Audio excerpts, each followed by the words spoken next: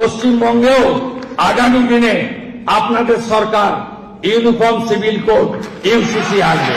পশ্চিমবঙ্গে কি চালু হতে চলেছে ইউনিফর্ম সিভিল কোড বা ইউসিসি? মুখ্যমন্ত্রী শুভেন্দু অধিকারী জানিয়েছেন সরকার ইউসিসি বিল আনতে চলেছে, কিন্তু এই আইন আসলে কি? এতে সাধারণ মানুষের কি সুবিধা হবে?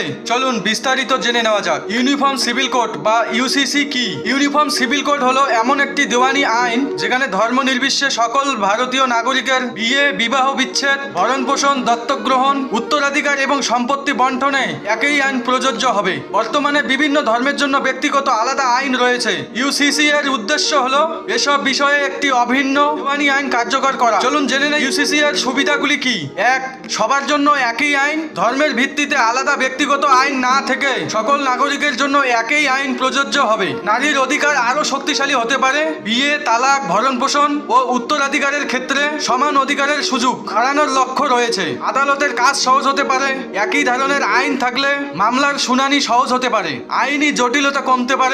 বিচার প্রক্রিয়া দ্রুত হওয়ার সম্ভাবনা থাকে। আইনি বিভ্রান্তি কমতে পারে। সাধারণ মানুষের জন্য কোন ক্ষেত্রে কোন আইন প্রযোজ্য তা বোঝা সহজ হতে পারে। একই নিয়ম থাকলে সরকারি নথিপত্র ও দেওয়ানি প্রশাসন পরিচালনা তুলনামূলকভাবে সহজ হতে পারে। ধর্মীয় ব্যক্তিগত আইন নিয়ে উদ্যোগ। সমালোচকদের মতে বিভিন্ন ধর্মীয় সম্প্রদায়ের নিজস্ব পারিবারিক আইন ও প্রথার উপর এর প্রভাব পড়তে পারে। সাংস্কৃতিক বৈচিত্র্য। ভারতীয় বিভিন্ন সম্প্রদায়ের দীর্ঘদিনের রীতিনীতি ও সংস্কৃতি কিভাবে সংরক্ষিত থাকবে তা নিয়ে আলোচনা রয়েছে। বিষয় সম্প্রদায়ের ব্যতিক্রম। এটা নিয়ে পশ্চিমবঙ্গের বর্তমান পরিস্থিতি। মুখ্যমন্ত্রী শুভেন্দু অধিকারী ঘোষণা করেছেন যে তার সরকার বিধানসভায় ইউনিফর্ম সিভিল কোড বা ইউসিসি বিল আনবে এবং সাংবিধানিক প্রক্রিয়া মেনেই তা বাস্তবায়নের চেষ্টা করবে। সরকারের বক্তব্য অনুযায়ী এটি তাদের নির্বাচনী প্রতিশ্রুতির একটি গুরুত্বপূর্ণ অংশ। ইউনিফর্ম সিভিল কোড কি পশ্চিমবঙ্গে আইনি সমতা ও বিচার ব্যবস্থাকে আরো সহজ করবে নাকি একটি নতুন বিতর্কের জন্ম দিবে? বিষয়টি নিয়ে দেশ জুড়ে বিভিন্ন মত রয়েছে।